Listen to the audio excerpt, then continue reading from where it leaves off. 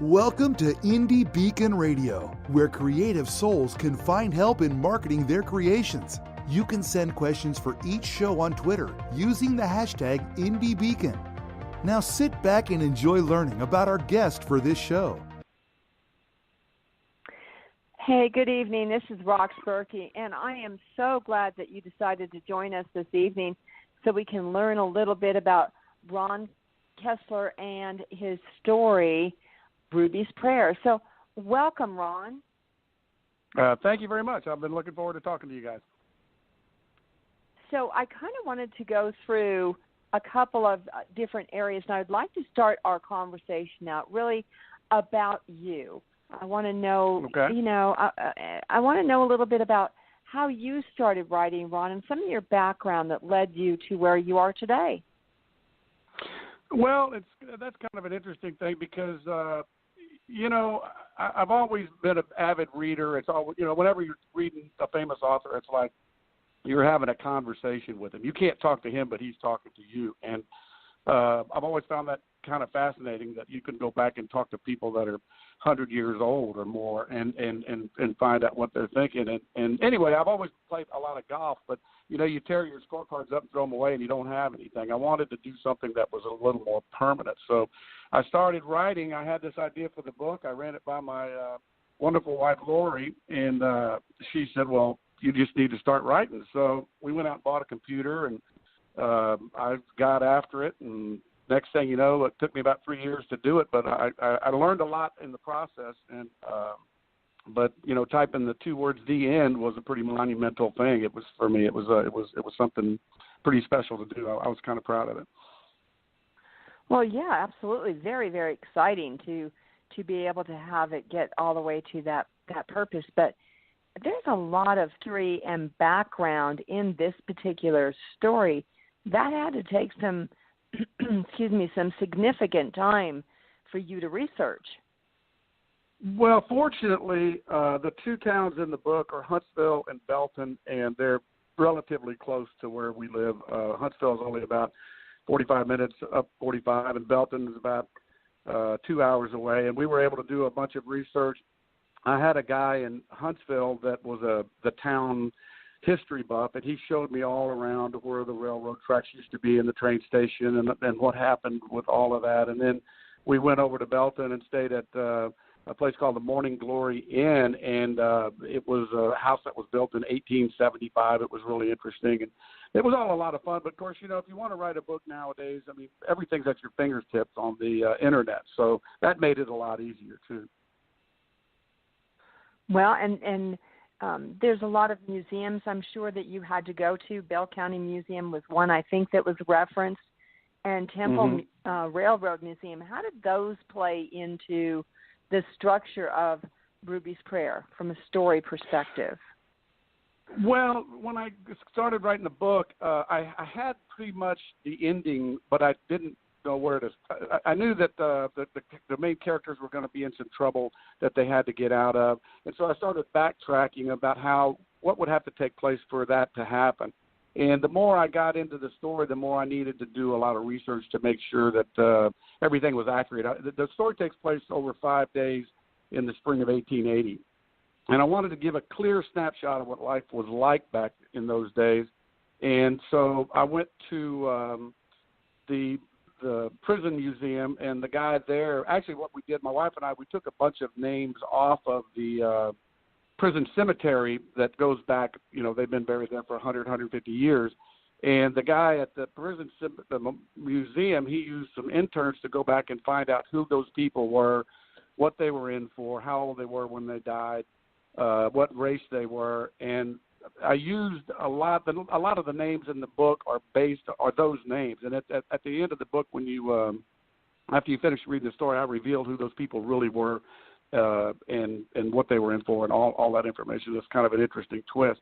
But, when I got into it, I realized that the living conditions of inmates in that time were horrible. People used to cut their fingers off so they could get off the farms and the railroads and go back to the Walls Unit in Huntsville so they didn't have to be subjected to the inhumane conditions they were all forced to live at. And at the time, it was a pretty horrible existence.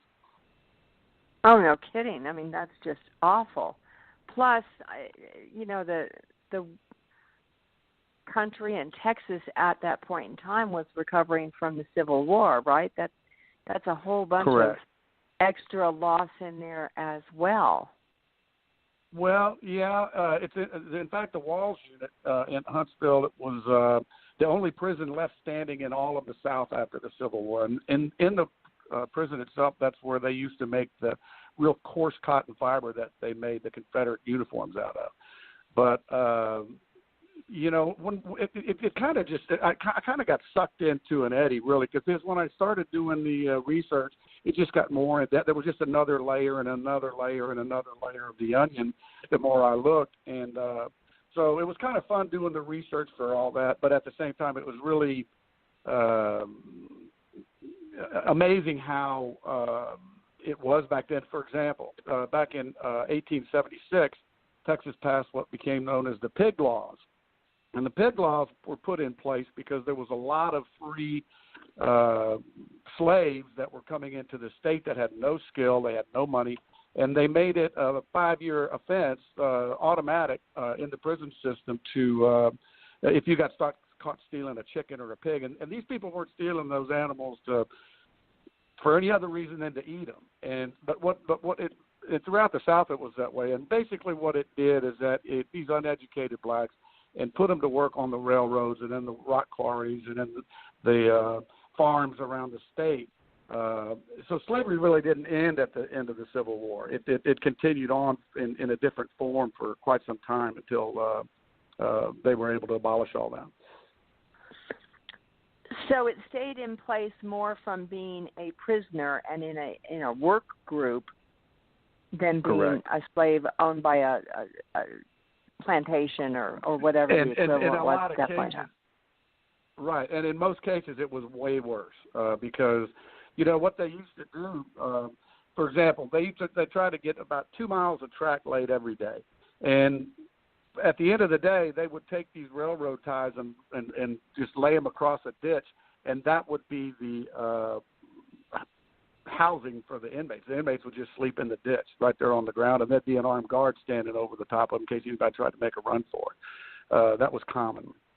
And if you broke your leg, they didn't wait for you. I mean, they didn't send you back to the prison. I mean, you just died somewhere along there, and they just buried a hole in the ground and kept on going.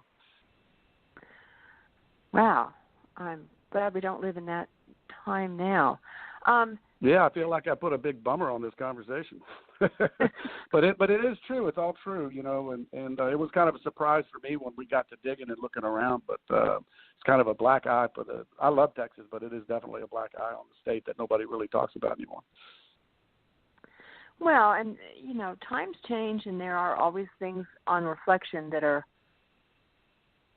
probably worse than how they were considered at that point in time by the people that were living them. I mean, it's very hard to put our modern day shoes into those specific times and really know what it was like, other than be totally ashamed of some of the treatment of people, obviously.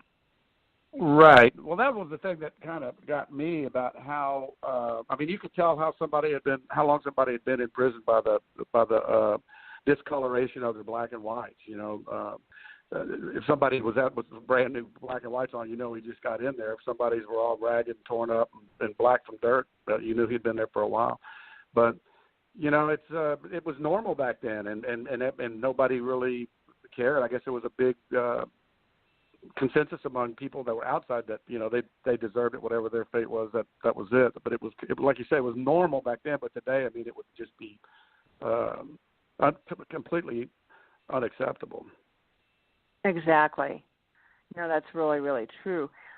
So I want to cover one more kind of small topic before we break for our sponsors, and that's along the lines of some of the reasons that you decided to choose to focus on a family, because this really is starting with the heart of a family and their trials over this short-term period. Well, what made you decide to do it as a family? Well, because everybody can relate to it, and basically the story is about what would you do if you had a second chance when it seemed like that all hope was lost at one point.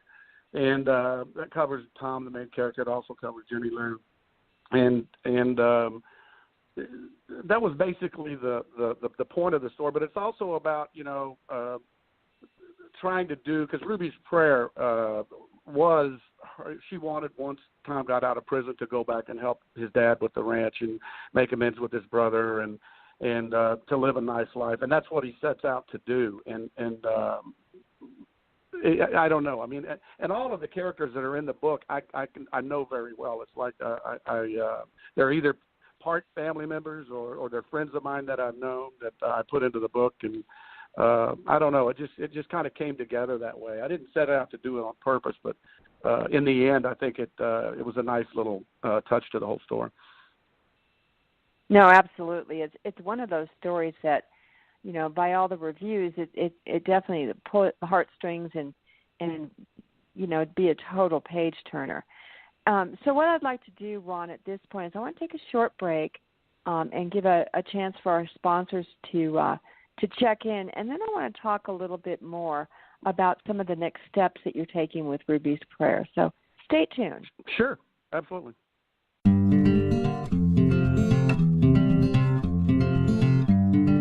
Howdy, I'm John Cruder, the Midnight Marauder. I guess you might say that I'm a vigilante who rights the wrongs I see along my many travels to balance the scales of justice, especially those of the corrupt and murderous members of the Town Council of Bandera, Texas.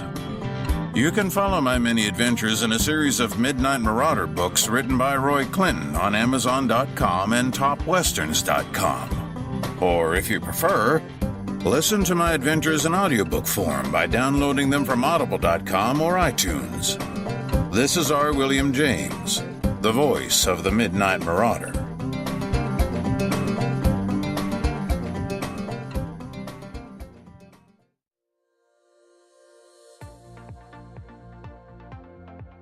Texas Authors is proud to be a supporter of IndieBeacon.com, a website that supports indie authors from around the world.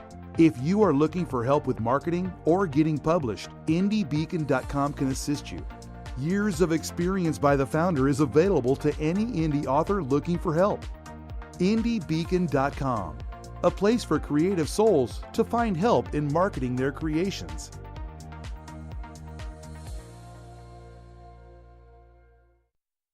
Do you love to read great new ebooks? Visit EBG247.com. Be the first to discover the next bestseller. At EBG247, we have the web's largest selection of great new book reads, from that amazing new fiction or nonfiction to horror, romance, and fantasy. We even have today's best children's books. That's EBG247.com. New books arrive daily, and all ebooks start at just 99 cents. If you love to read, then you'll love EBG247.com. Low prices, large selection, and an easy-to-use website. It's all only at EBG247.com. Well, hello there, my friends. My name is Randy James, independent voiceover producer in the Dallas, Texas area, available to write and record a 30-second commercial, much like the one you're hearing right now. It's a great way to help increase awareness and exposure to your book title. It's easy to do. Simply call me and we'll brainstorm on a few ideas, and in a few hours, I'll whip something up and send you a digital file ready to use. Remember, call or text me, Randy James, at 214-762-1942. Welcome to Indie Beacon Radio, where creative souls can find help in marketing their creations. You can send questions for each show on Twitter using the hashtag IndieBeacon. Now sit back and enjoy learning about our guest for this show. Hi, welcome back. This is Rox Berkey, and I'm so delighted to continue our conversation with Ron Keyser, author of Ruby's Prayer. Welcome back, Ron. Thank you very much. So I wanted to kind of continue down the path, because I know that Ruby's Prayer was released originally in May of 2016, but there are some changes that are occurring for Ruby's Prayer, in that I understand there may be a project for this from a screenplay kind of thing, or what's happening with this? Yes, well, it's kind of a long story, but I'll try to make it short. When I first wrote the book, this is why nobody should ever quit writing if they really want to do it. But anyway, I wrote the book, but I didn't have a publisher that wanted to talk to me at all because I wasn't. It was my first book and all that. I ran into a brick wall. Come to find out, I knew Dave Roberts, but I didn't know he had a publishing company. So after I handed it to them, they loved it. And after we got the very first copies printed, I showed it to Joe Newcomb, who is Truth Entertainment. They did Dallas Buyers Club, the movie, and they loved it. So the next thing you know, after I got shut down completely in the beginning, I've got a movie deal in the works. In fact, I've got a conference call tomorrow with the writers to go over some of the final drafts of the script, and then hopefully they'll get into production in the fall. But you know, that's a whole long process too. But it was just kind of one of those things that you know, at one moment I'm looking at nothing's ever going to happen and ready to shelve it. The next minute I'm signing a movie contract. It's pretty exciting. Well, that's really exciting. And you brought up a really good point about people that want to do writing. So it sounds like you really have some good concrete advice you could provide to aspiring authors, because you didn't start writing when you were a youth. You weren't one of those, you know, high school newspaper turned. No, I learned, you know, when I started Ruby's Prayer, you know, sometimes when you're writing a book, you get to chapter 6 and you go, this needs to happen, but I need to go plant a seed in chapter 2 to make it more important at this point. So I went back to chapter 1 and started reading. I was like, man, who wrote this garbage? This is awful. But I knew that by recognizing that I was getting better. So I redid the first few chapters and then went on through it, and it turned out really good. Another thing that happened is Dave Roberts at Defiance Press has a really, really good editor that he turned me on to, and she's tightened the book up just perfectly. And I'm looking forward to using her again on my next book that hopefully will be coming out the first of the year. It's going to be called Roped and Tied. It's a little bit different. It's about a story that covers 20 years in professional rodeo, but it's set in you know, it starts off in the early 60s and is going to end in the early 90s. So, but that's been a whole education too, and it's been a lot of fun too. So you're actually working with a professional genre editor to help make your stories a little bit tighter, or is that what I'm hearing? You know, I don't know what she did to Ruby's. The first time I had it edited, I had a lady out of Austin that did it, and I think she just took my money and ran. She didn't really do anything. But this next one that I got, she was a school teacher for 45 years or something like that, and she really, I couldn't tell you a word that she added or took out, but the book just flows perfectly. And so I kind of learned a lot about that too. But I'm excited to get this next one done because I'm really close to writing the end on that one, and then we'll be off on book number 3, which is also going to be a spinoff of Ruby's Prayer. It's going to be called Once I Knew a Hunter, and I'm looking forward to getting that one going too. Well, it sounds like from someone who really didn't think much about writing, you've really decided to dive in with both feet and head first. Well, it's kind of therapeutic, actually, if you want to know the truth. I really like it. You know, it's not something that I had no idea if I would or not, but I really like getting on the computer and getting after it. You know, it's and like I say, you're doing something that's going to be permanent. You know, like my grandchildren could open the book up one day and, you know, get to know me a little bit just by reading the books, which means a lot to me. We've got a pretty big family. I've got 8 grandchildren right now, and no telling how many great grandkids in the near future. But it's something that I really feel passionate about leaving something behind that no matter how long I'm gone, somebody could sit down and maybe have a conversation with me. That's pretty cool. Well, that is cool, and it sounds like your passion and excitement really was poured into Ruby's Prayer, or it wouldn't be coming to the screen. So that's equally exciting.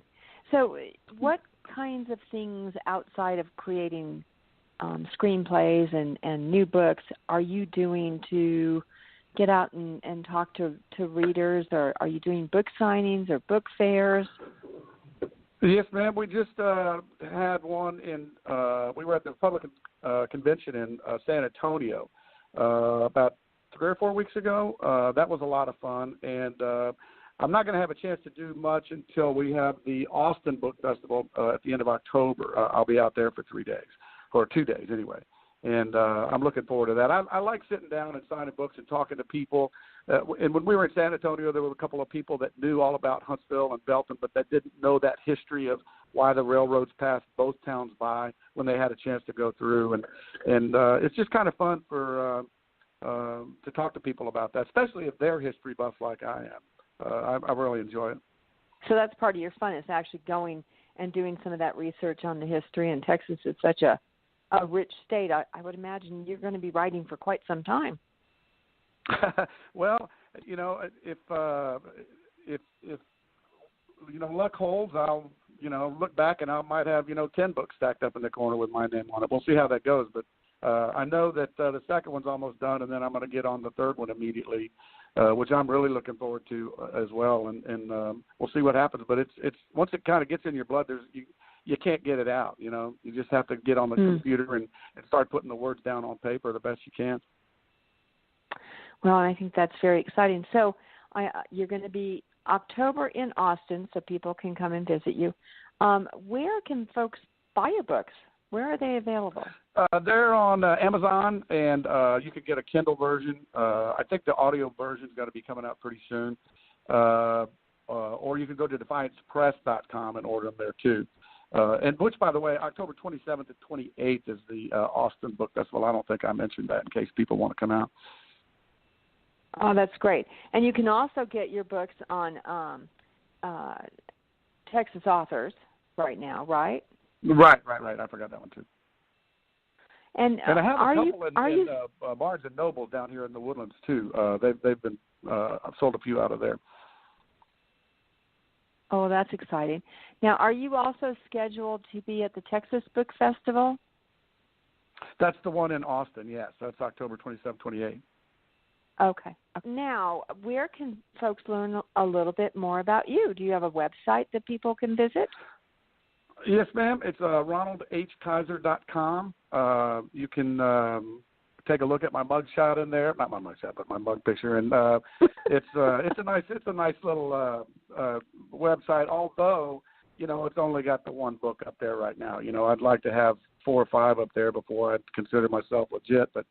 But people can visit me there, or Defiance Press. They can find out more about the book there too if they want to.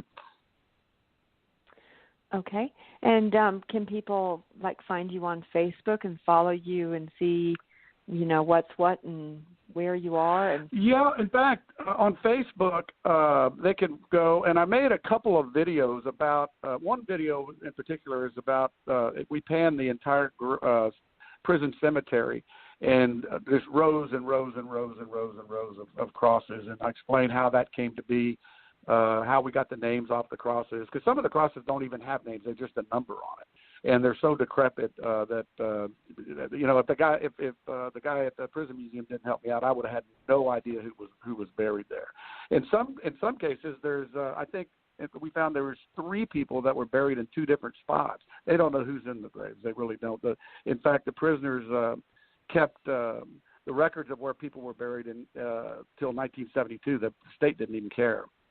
But that's one video. The other video on Facebook is about the railroad tracks that are in ruins directly behind the prison that are still there, and you can kind of get a grasp for the history of it and what it meant to be shackled and chained on the back of a rail car pulling up behind the prison looking up the hill at it. It probably was not a very good feeling at the time.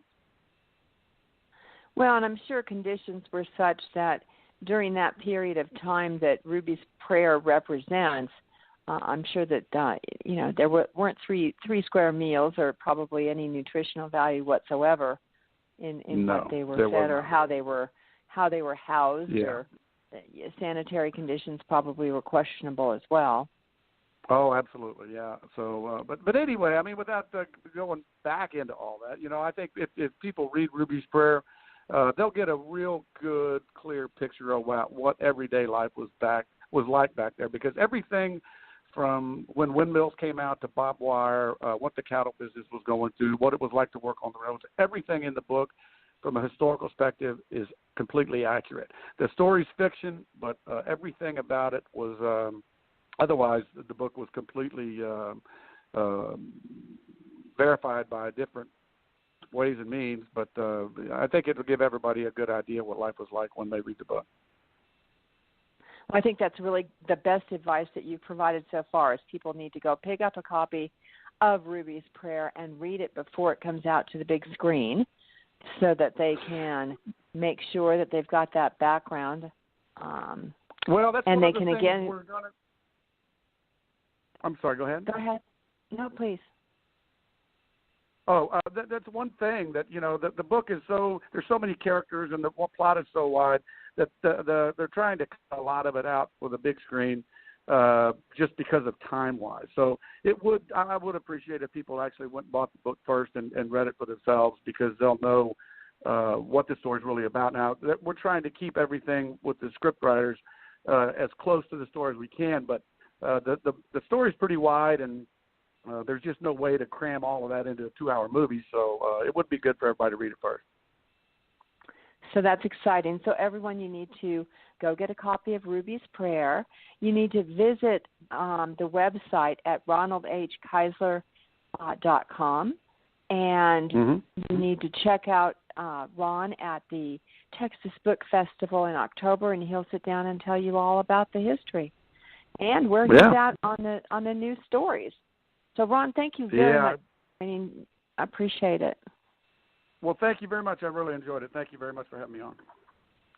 Thank you for listening to Indie Beacon Radio, where creative souls can find help in marketing their creations. To learn more about Indie Beacon services, to be a guest on the show, or to advertise on our show, please visit our website at indiebeacon.com.